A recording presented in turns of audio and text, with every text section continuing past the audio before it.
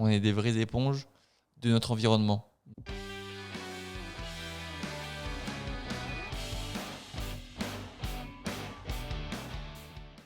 Bonjour et bienvenue dans un nouvel épisode des coulisses. Bonjour Anne-Sophie. Bonjour Jean-Mathieu. Nouveau concept. On a pu réaliser et visionner les podcasts précédents et on s'est rendu compte que, en tout cas, on trouvait que c'était pas assez dynamique et que, alors pour ma part, j'ai trouvé que ça faisait un peu trop préparé. Alors on n'a pas beaucoup préparé, mais ça faisait trop préparé, je trouvais. Je sais pas ce que tu en penses. Oui, effectivement, on avait l'impression qu'on avait passé beaucoup de temps à préparer les sujets alors que pas. Donc du coup, on s'est dit, on va le faire sans filet, hein. Donc tirage au sort du sujet dans la petite boîte ici présente. Et puis après ça, on va se lancer. Donc on va voir ce que ça donne. Et puis vous n'hésiterez pas à nous faire vos petits retours dans les commentaires. Tout à fait. Donc, dans cette boîte, Anne-Sophie comme moi, avons écrit des sujets donc, sur des petits papiers. Je ne sais pas ce qu'a écrit Anne-Sophie. Anne-Sophie ne sait pas ce que j'ai écrit. Donc, en fait, on va tirer par podcast un seul papier.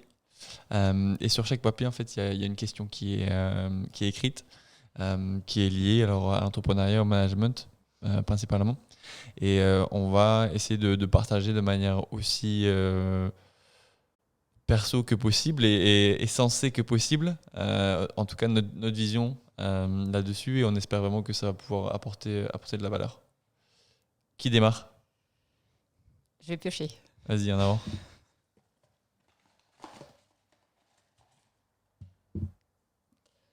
J'espère que tu pourras, si c'est un de mes papiers, j'espère que tu peux lire mon écriture. Suspense. Mon Dieu, c'est ton écriture.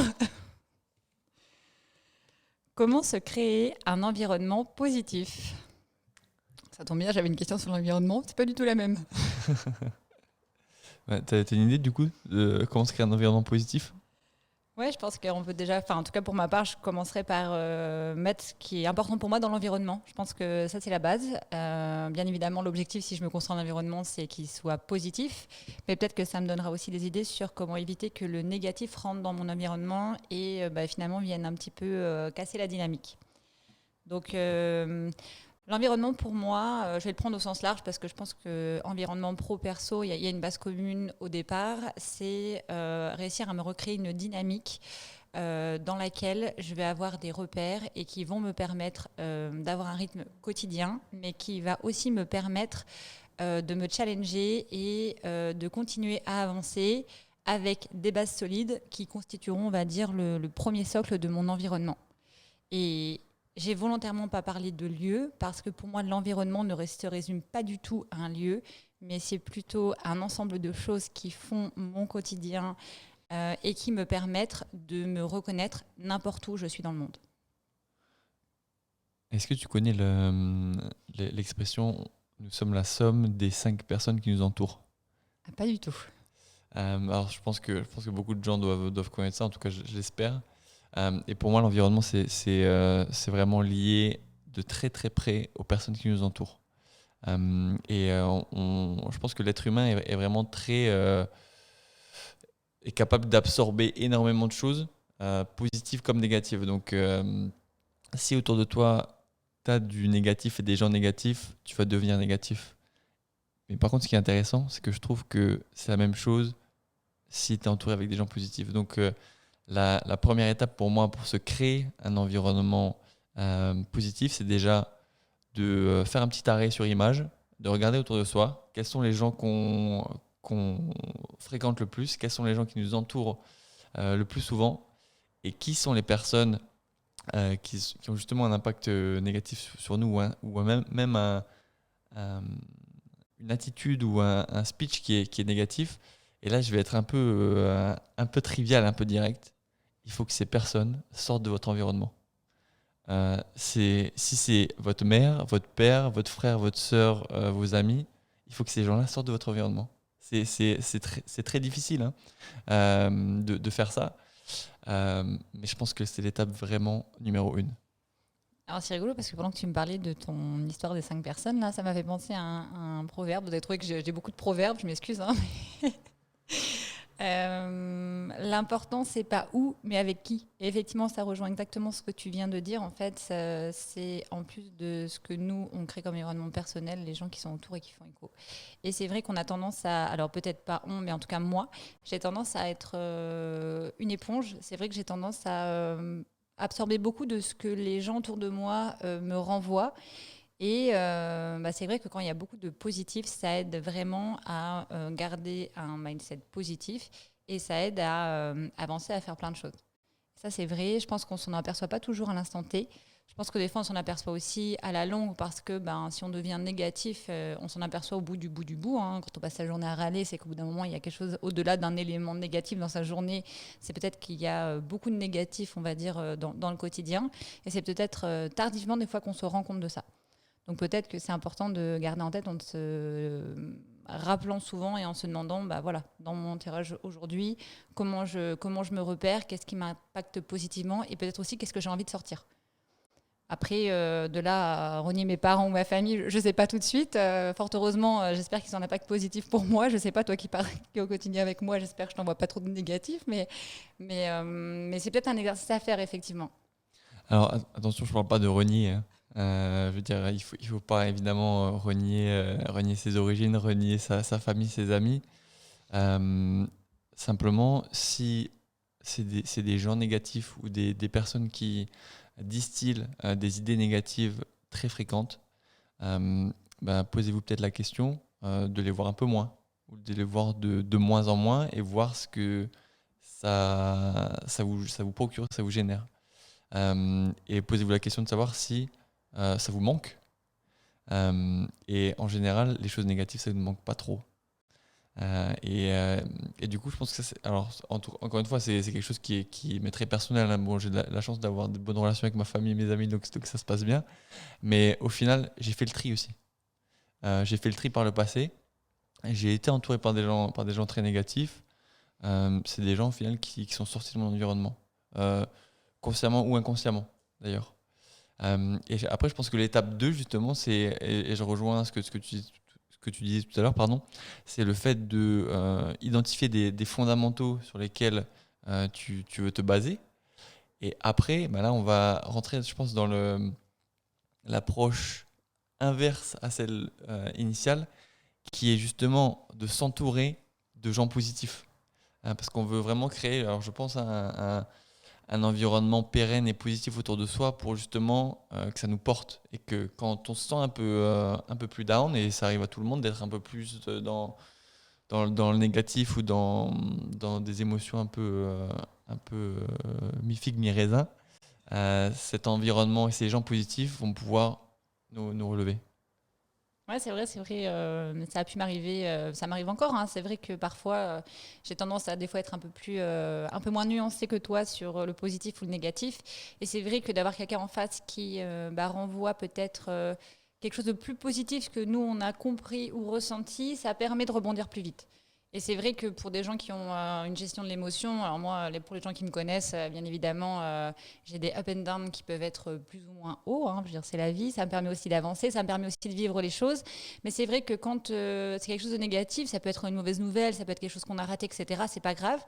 D'être entouré par du positif ou des gens qui nuancent davantage pour de bonnes raisons, hein, souvent, ça me permet de rebondir plus vite en fait et de perdre cette inertie finalement qui traîne un petit peu le négatif. Pendant que tu parlais, là, je pense à autre chose qui occupe pardon, la journée d'énormément de gens, c'est le divertissement. Et le divertissement, je pense que inconsciemment ou consciemment d'ailleurs, il a une grosse influence également là-dessus. Que ce soit vos lectures, que ce soit les vidéos que vous regardez sur YouTube. Alors, si vous regardez cette vidéo, je pense que j'espère en tout cas que ça vous envoie des ondes positives. Ce que vous regardez sur Netflix ou Amazon ou peu importe. Euh, les articles que vous lisez, les journaux que vous lisez, ça contribue également à se mettre dans un mindset positif ou dans un mindset très négatif. Je vois, il y a une montée en force là, depuis les quelques dernières années du conspirationnisme, de la théorie du complot, etc. Et c'est des gens qui, en général, sont dans un environnement qui est auto-entretenu par toujours des lectures de nouvelles personnes qui posent des questions sur des sujets qui sont parfois basés sur rien et qui, au final, rentrent dans une espèce de théorie inextricable et du coup, ils sont dans un mood très, très noir, etc. Attention, attention. Alors, moi, je sais que je suis assez friand de ce genre de contenu d'un point de vue purement analytique, entre guillemets. Donc, je regarde pour vraiment me faire une idée et voir ce qui se dit et ce qui se passe. Par contre, je suis conscient du fait que je reste complètement j'essaie en tout cas de rester complètement objectif et de ne pas du tout rentrer dans un espèce de truc inextricable, quoi. Alors, ce que tu viens d'expliquer, ça me fait penser à autre chose. Ça me fait penser à la musique. La musique qui, alors pour ma part, peut changer mon mindset et donc, on va dire, influencer l'environnement en fonction de ce que j'écoute. Et c'est vrai qu'on avait déjà eu on a déjà parlé de ça parce que bon, tu m'expliquais comment tu te préparais pour tes sessions de prospection, etc. Et c'est vrai que la musique que j'écoute va changer mon mindset, soit avant quelque chose, soit à la suite d'un événement. Et après, ça peut être des choses bêtes, hein. C'est pas forcément que dans le travail, mais si vous écoutez Rocky avant d'aller faire un jogging, vous arrachez le marathon, c'est certain, hein. Enfin, je veux dire, ça aide aussi en fait, et ça aide à avoir un environnement positif. Si vous mettez des musiques qui vont rythmer, vous apporter le soleil, la dynamique. Après ça, vous pouvez pas être négatif en fait. C'est quelque chose qui va vous envelopper et vous porter. Et c'est vrai que c'est quelque chose que j'utilise. Alors là, c'est bien, on en parle, donc ça nous permet d'y réfléchir en même temps. Parce qu'en général, j'y pense pas vraiment quand je lance une musique dans ma voiture ou peu importe. Mais c'est quelque chose d'important. Et je me rends compte que je le fais aussi au travail. De temps en temps, je mets mes écouteurs et j'envoie de la musique. Et suivant ce que j'ai à faire, si c'est un travail de fond, si c'est avant de faire la prospection ou autre chose, je ne vais pas lancer la même chose parce que je ne cherche pas à être dans la même dynamique parce que mon environnement à ce moment-là doit être beaucoup plus positif et rythmé ou beaucoup plus calme parce que j'ai besoin de me concentrer. Pour pas faire trop long sur le podcast et essayer de faire une petite récap. Alors sauf si tu as d'autres idées, hein. T'as plein d'idées. Ok. Est-ce que je fais une petite récap genre, à mi-chemin et puis après on verra comment la discussion évolue. Juste pour essayer de remettre les idées tout ensemble, en tout cas ce que j'en retiens jusqu'à maintenant, c'est on est des éponges en fait. On est des vraies éponges de notre environnement. Donc que ce soit les personnes qui nous entourent, les choses qu'on lit, qu'on regarde, qu'on écoute, vont avoir une vraie influence sur notre état d'esprit. Moi, je voudrais juste rajouter un petit quelque chose parce que je sais que pour plein de gens, c'est important.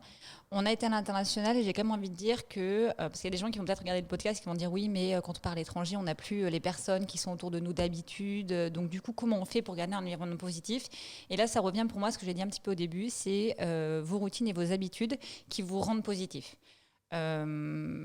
Un exemple pour ma part, moi j'ai déménagé dans différentes villes, donc j'ai pas emmené ma famille et mes amis dans chaque ville dans laquelle j'ai déménagé. J'ai déménagé à l'étranger, je suis partie à 6000 km plusieurs fois. Je pense que c'est important pour vous créer un environnement positif, d'arriver à mettre le doigt sur qu'est-ce qui est important pour vous et qu'est-ce qui vous donne des bases et un rythme. Par exemple, moi, c'est le jogging. Le matin, j'aime aller faire du jogging, ça starte ma journée, etc. Que je sois à Annecy, que je sois à Paris, que je sois à Toronto, d'aller faire un jogging le matin, ça met mes bases et ça recrée mon environnement qui est important pour moi et qui me permet d'avancer. Vous allez rire, j'adore avoir mon grand café. Bon, je suis une adepte du Starbucks, c'est la vie. En fait, que ce soit à Paris ou que ce soit à Toronto, en fait, je vais aller chercher mon Starbucks. Ça veut dire que je crée ma routine dans un environnement que je connais, qui m'apporte des choses positives et stables. Et ça, en fait, ça me permet petit à petit, dans un nouvel environnement géographique, d'intégrer mon environnement qui est positif pour moi et qui me met des bases stables et qui va me permettre d'appréhender ces nouveaux environnements géographiques, que ce soit culturel, langage, etc., etc. Et je pense que c'est important juste de le souligner dans le podcast parce que c'est bien pour les sortes de personnes. Vous pourrez continuer à les appeler, à les skyper, à les voir en FaceTime. Mais vous avez un rôle à jouer sur votre nouvel environnement. Et c'est pas parce que ces gens ne sont pas là que vous devez vous empêcher de relever ces challenges. Pour rebondir sur l'histoire du Starbucks et du jogging, au final, c'est des choses très concrètes que tu as pu identifier qui sont des mini-plaisirs au final. Et au final, ces mini-plaisirs-là, c'est super important de les identifier effectivement. Donc, dans votre environnement, effectivement, où que vous soyez, identifiez-les. Parce que ça va permettre de ne pas simplement se concentrer sur des choses très structurées, etc. De temps en temps, il faut s'autoriser un petit écart. Alors, le petit écart, c'est pas un jogging ou un Starbucks, mais je pense qu'effectivement, c'est simplement le fait de se faire plaisir. Se faire plaisir, c'est vraiment très important aussi. Je vous propose qu'on en reste là pour ce premier podcast en mode improvisé. On espère vraiment que ce modèle vous aura plu. Si vous avez des commentaires, on sera preneur. En tout cas, ça a été un plaisir de parler du sujet sur l'environnement positif ensemble et on vous souhaite une très bonne journée.